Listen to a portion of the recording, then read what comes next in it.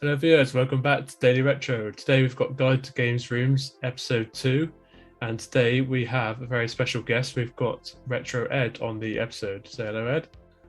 Hey, hi Dale. How you doing? Yeah, I'm good. For yourself? Yeah, very well, thank you. Thanks for having me on. Yeah, really looking forward to having you on. So we'll dive straight into it because I like to get a conversation going. We generally go off on a few tangents and whatever, but so question number 1, same for everyone, these questions. So when did your games room first appear?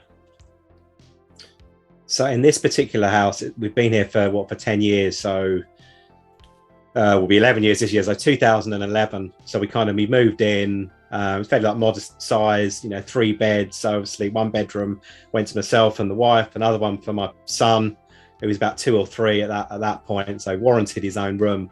And then the final box room, which is the room you can kind of see around me, was designated the games room. And it probably was a bit more of a games room at that stage in terms of it housed everything, all the consoles, the games. It's not as you can see, it's not massive by far. It's not a massive room at all, but we had a CRT, so it was pretty much was the focal point for gaming. And it kind of was, as my son got a bit older, he got interested in gaming, and also did more working from home and stuff like that. I've had to kind of share the room out a little bit.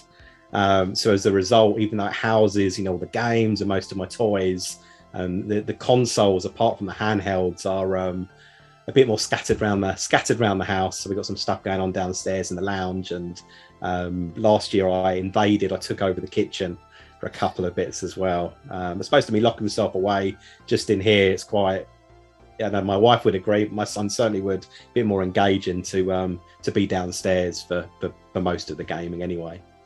Yeah, sometimes your room can expand, can't it? I know I've got my Wii U downstairs just because there's not enough room in these small rooms sometimes. So you've got to be downstairs, and actually it's quite nice to have a multiplayer system down in the lounge when you've got a bit more space. Yeah, definitely. And it's part of me is quite nice to have a bit selfish, but a bit of escapism, not the way, do a bit of gaming. But now, like I said, my son's, for a few years, he's been at an age where he's now more engaged with gaming, and genuinely I've never tried to push it on him. He's just taken a bit of a healthy interest in it, so that's been quite nice, and another reason to like I say, scatter some consoles around. So it's pretty much handhelds here, and then downstairs in the lounge, it's probably arguably the more modern kind of gaming. We've got like the Xbox and the Switch, and in the kitchen I just chucked in flat screen with a couple of very straightforward kind of HDMI converters for GameCube, Dreamcast, and then one of those Super Trio HD things. So I can do my NES, my SNES, Mega Drive, and then through the converter like Master System. So I've got a few bits which I can very quickly tap into as and when I need to. Yeah, that's really nice. That kind of leads us on to question 2, which is, so how long did it take to build your games room? Was it a slow evolution, or was it done in a matter of weeks? Or I think initially it was quite straightforward, because albeit I'd had quite a few, games and collections. So probably back then I was still, even the early 2010s, probably wasn't embracing the modern consoles. So I was still very much kind of 8-bit, 16-bit. So most of my stuff was out, and I still had some free space, which I look back now, I think living out is quite a privilege. But I think your kind of collecting and your gaming habits can evolve over time. So and even now, I don't think it's necessarily kind of static. I've sold off some collections. I bought some new bits in. I certainly put up a heck of a lot of shelving.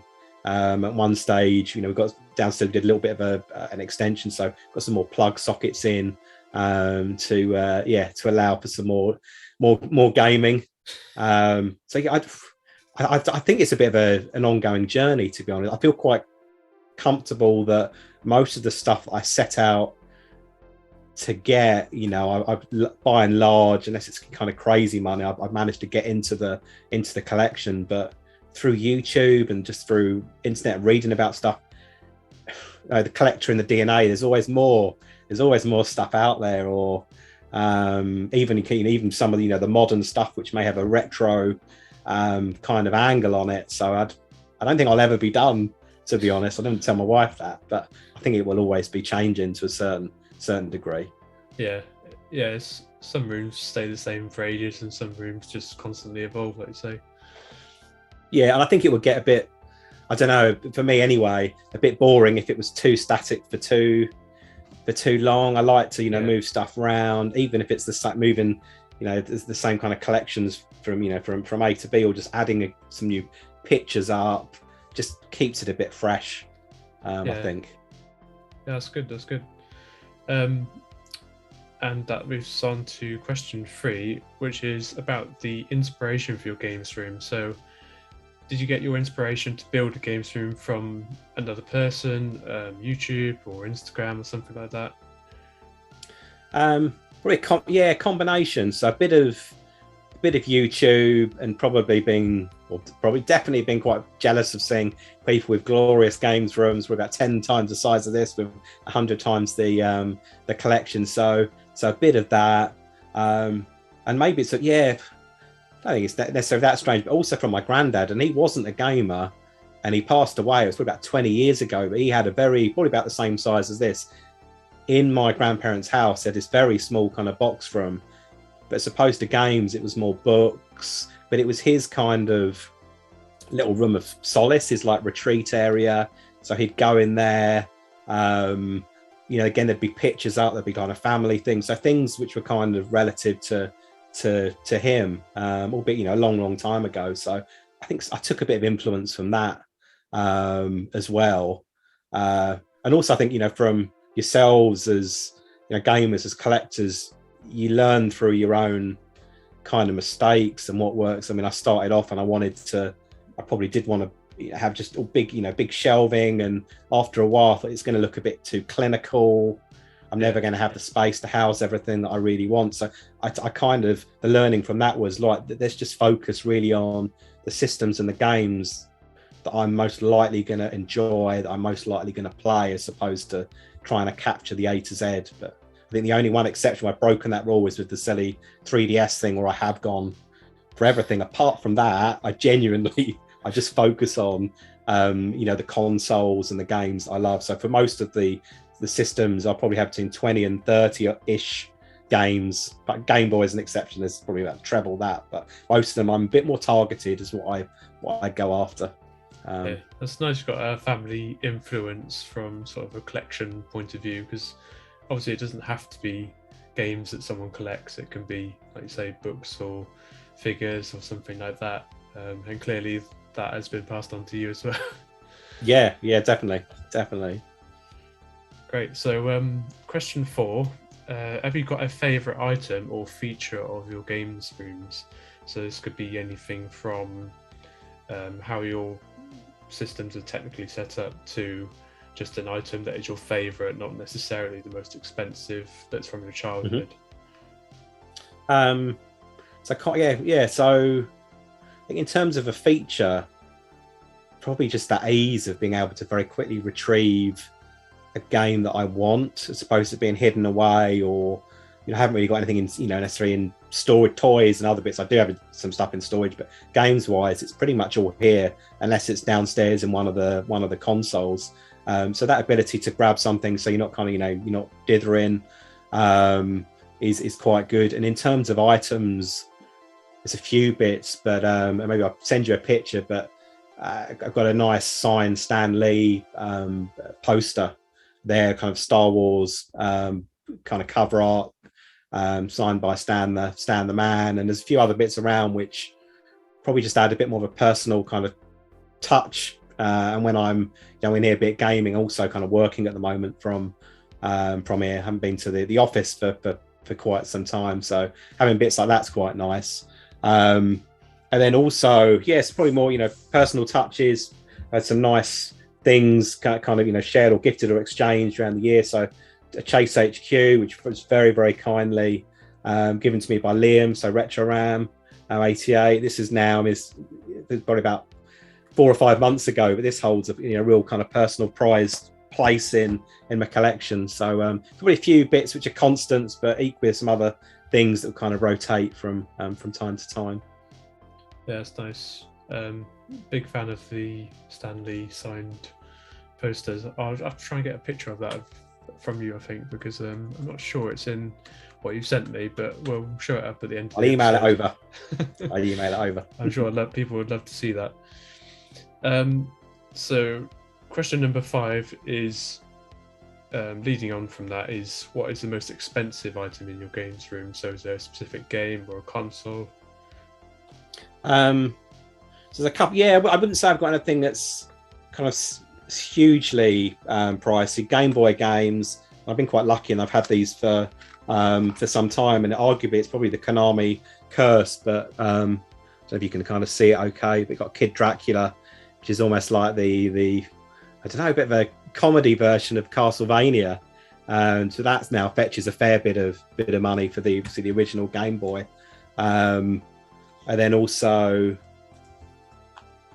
get it out of the case, a Ninja Cop for the Game Boy Advance, and these are loose, but they're still worth probably more than they should be. So some Game Boy games, and then funnily enough, it's got a trilogy of stuff, and the third and final items Nintendo as well. But Tengen Tetris, which I got from a bit of an online auction not too long ago. But yeah, this was only on the shelves for about a month or so. A big dispute. Most people probably know the Tetris story, but I mean the Russian government state pretty much own everything that's kind of outputted through there, including Tetris, and the licensing rights are being passed around. Atari, who had a bit of a constraint, as did all of the developers, of how many games they could put out by Nintendo. I think it was like 5 games. They set up Tengen just so they could add a few more and make a few more bucks, and they thought they had the rights to that version of Tetris, and they didn't, and it went to the courts, and it turned out they only had rights to the arcade. So that's when the NES version kind of kicked in. But it's a really good version, but because it was only on the shelves for not much time, and they were told to destroy the remaining ones, but I doubt very much they did that. But not like crazy money, but just something a bit different for the room. And it's a good game as well. It's like 2-player Tetris. You can do a co-op kind of mode where you're playing on the same board, or you can play the more traditional versus the other person. So yeah, not crazy money, but probably the slightly more valuable items in the collection. Yeah, it's nice you pick those up like fairly early on, as you say. You've got a story behind those, and that's what Marcus was saying actually in the previous episode. He was saying a lot of his stuff he picked up a long time ago, and it's just increased in value. And it's not until you search how much it's worth that you think, oh, okay. Yeah, I've been lucky a few bits. Also, I've probably been unlucky with certain, like the Master System. I think it's the 3rd time now I've been collecting for the Master System, because I sold my original. Not that my original collection was that big, but apart from Shinobi, pretty much sold everything in order to fund, probably would have been the Mega Drive, just going 8-bit to 16-bit. And then about 10 years ago, I can't remember what it's bad. I can't remember what I needed the money for, but I kind of gave away or sold the second Master System collection. So now 3rd time round, it's I literally am paying for it, because the games are far more than they were even for the second round, let alone the first. Yeah, it seems almost impossible sometimes to find Master System games with manuals. I don't know what it is about Master System.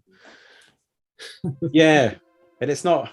They are quite, as manuals go, they're fairly like durable things. They're fairly thick things. So it's not like some little pamphlets which may get lost over time, or it is a bit strange. And if you're gonna have the box, you just, I don't know, maybe I'm too OCD, but I have to keep stuff together. I couldn't be like leaving a manual over there, and who knows what's happened. I'm definitely the same. But I do, if something pops up, and I'm quite reluctant to buy a box game without a manual, just because of the hassle and the challenge it is to retrieve it. Certain probably showed a couple of exceptions with some Nintendo cardboard, but most Nintendo stuff I just get loose cart, like SNES, NES. I've got a few box, but mainly just loose cart stuff. Yeah, I'm the same. It's kind of I like some of the box art, but do I really want to have a full collection of cardboard? Essentially, is the answer is generally no. So just got a few box games, but it's nice to know someone else that does the same. Right, so question number 6. I think I know the answer kind of already to this. So what do you play most in the games room? So in here it'll be the handhelds. Any particular handheld at the moment? At the moment, the Analog Pocket, which is pretty much opened up again. My Game Boy collection, my Game Boy Color collection, and kind of Game Boy Advance collection, and it's really knock everything over. But most of my stuff is like the loose carts are kind of just kept in boxes like this. I've got some that are the Nintendo kind of cardboard, but through the Analog Pocket, just being able to kind of re-explore some of those. It has brought, a lot of those original games were particularly tough, but in my opinion, arguably through that better definition, you'd be able to, in particular shooters, I was playing like Parodius, you can see the enemy fire. You're not kind of, relying on the several shades of green. It's got save states.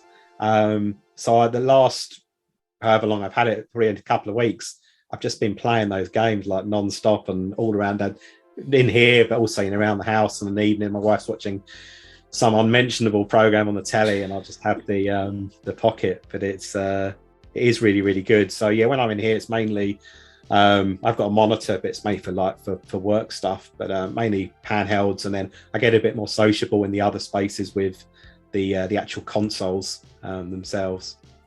Do you play any sort of your handheld games docked as such? Do you play games on the GameCube player or on the Analog Pocket dock? Or yes, I've got a long way ahead of me, so I haven't got the analog dock, so I have put in for that, but hopefully they're setting expectations low, and I'm not going to be waiting until next year to get it, but who knows. But I picked up a Japanese GameCube. It's been modded, so it kind of plays everything, and at that point I got the player that sits underneath it, so for those Game Boy Advance games particularly, I was chucking those in. Also through the Super Retro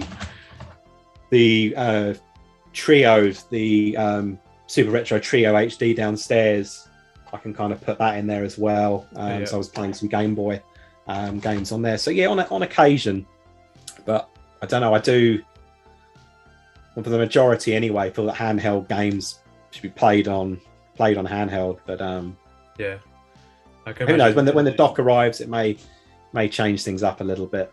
Yeah, I can imagine the screen on the Analog Pocket is pretty mind-blowing from what I've seen anyway.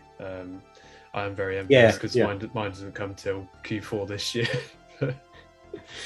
Again, hopefully it'll be a little bit earlier, and they'll exceed people's expectations. That's what that's what I hope. I'm a big fan of analog. The Mega SG is my favourite console of all time up till now, and it remains to be seen when I get my Pocket if that'll surpass it, but I'm holding my hopes that it will. Yeah. Be good for, when I get the dock as well, to be able to capture stuff in a bit better way, and put some of those the gameplay from a YouTube would be quite a nice thing to do, but we'll see. But yeah, it's quite a big fan base out there for all analog products. I know that Dylan, he's got a few items as well, so I'm probably a bit late joining the analog show, but the Pocket is pretty good. I've done one intro video, but I'll do some kind of bit cheesy, but like deeper dives, just focusing on some various elements. If I can capture some kind of screenshots or some gameplay somehow, probably not going to be doing it complete justice, but I'll give it a go. That's cool. I'll look forward to seeing those.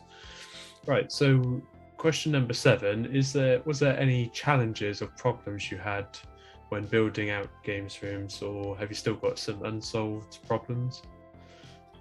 Yes, I think the ongoing challenge is very much around space constraints, and I've kind of exhausted now in terms of shelving, even floating shelves, little storage cabinets within shelves and stuff like that. I pretty much hammered in as much as I possibly could. So I think that now brings, more kind of prioritization as to what I really go after. I need to be careful with what I buy.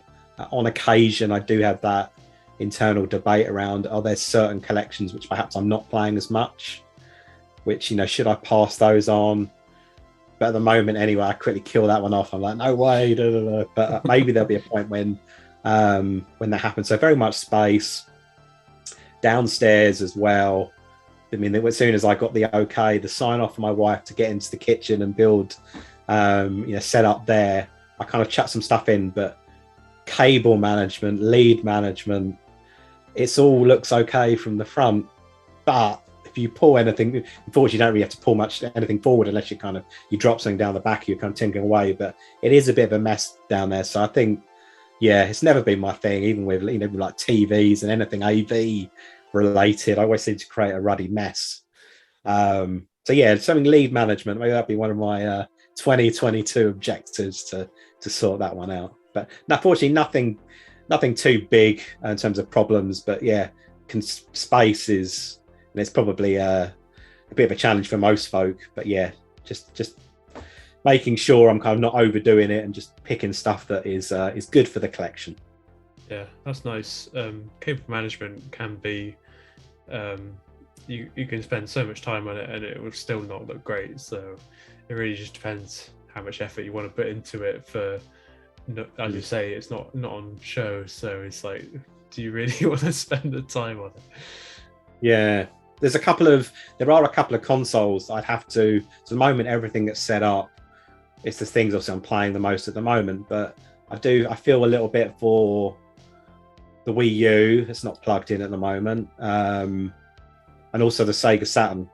So it's not a complete ache to kind of, you know, rotate, swap them around, but there's nothing really preventing me from getting those set up downstairs as well. I mean, I'm not, in terms of the technology, I'm more of a gamer than a kind of a techie bob. But for the Saturn, I got the Retro Tink 2X, like the line doubler thing. So that works quite well. So I can obviously just put that into the kind of the flat screen. So I've got everything there. It's just more about just keeping it organized, and it does, albeit it should be more about the gameplay than it necessarily looking good in the aesthetics. It looks quite tidy at the moment, and if I start chucking in another couple of consoles, it could get a bit messy. But I'm still not collecting as much for the Wii U. I'm not doing any kind of full sets or stuff like that. I've gone after it's just out of camera shot, but up there, but pretty much the games that I want for that.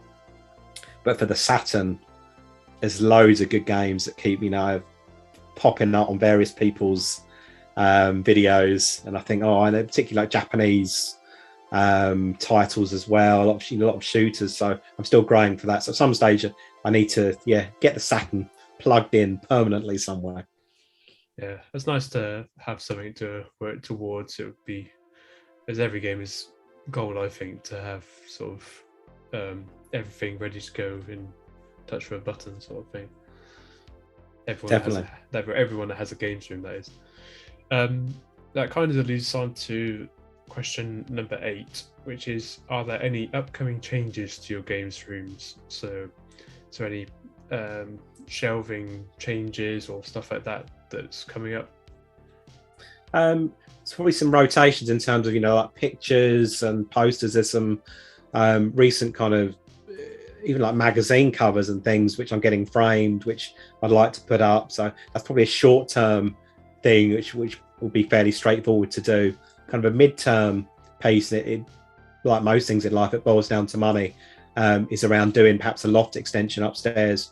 It's a combination of scattering of systems, not just games. I've got a lot of toys, and like I said earlier, a lot of the toys are in storage, and some of them are up in the loft. So even my wife now is like, you know, perhaps we should do that. Da, da, da. So who knows? That'd be quite a nice thing to do, but we need to save a chunk of money, because it's one of those, if you go into it, you want to do it right, and you've got to design it right, you've got to plan it right. And it's one of those things I probably wouldn't want to scrimp money on.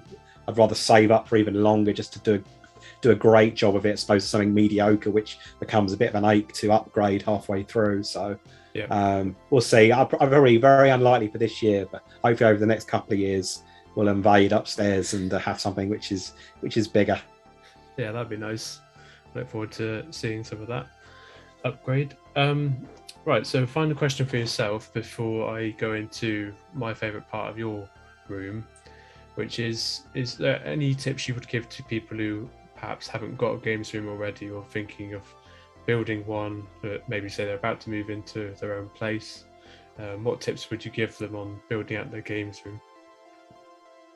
Certainly kind of planning, taking your time. I think it's quite easy to be a bit overwhelmed by a lot of the larger YouTubers or YouTubers certainly with larger games rooms, which are just absolutely full of games. Unless they're kind of millionaires, stroke billionaires, I suspect they were built up over time.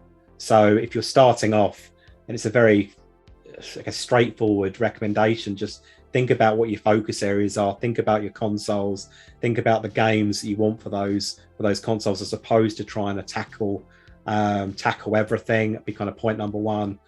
And point number two, again, put your stamp on it.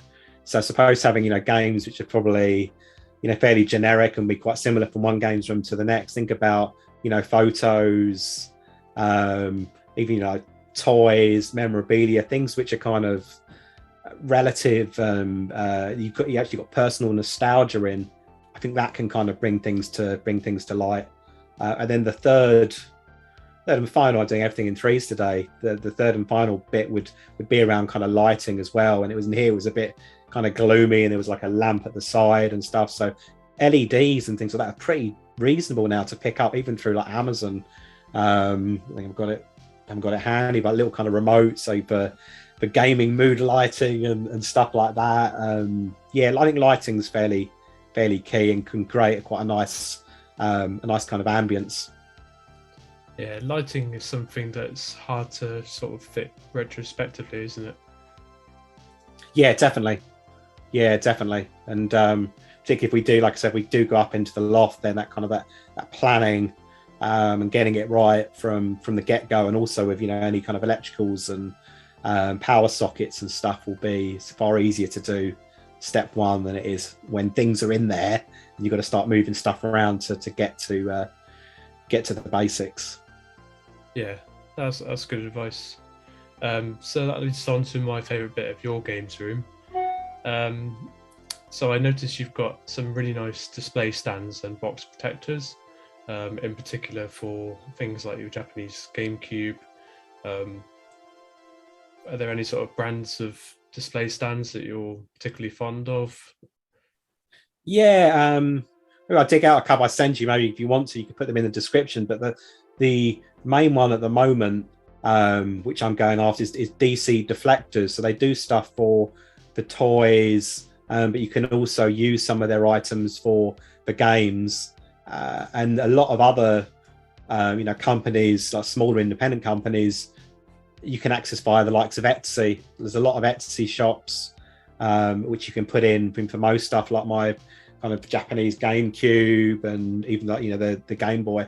It's kind of standard already pre-cut things, and they're not that expensive, particularly if you want to go for kind of just a foldable kind of plastic which comes flat packed, and then you kind of mold it around. If you want to spend a bit more money, then Perspex is quite nice to do, but obviously it does cost a few more pounds. But if you want to protect stuff, then in my opinion, it's not the end of the world. Yeah, it just depends on budget sometimes. Yeah, definitely.